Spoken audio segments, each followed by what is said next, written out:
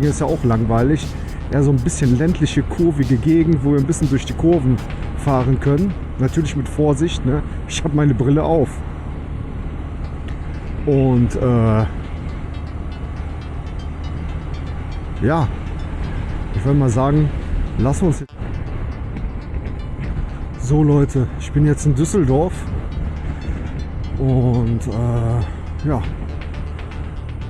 es geht jetzt wahrscheinlich bis, ich glaube, ich bin mir nicht sicher, Düsseldorf, Erkrath, bevor es dann nach Velbert geht.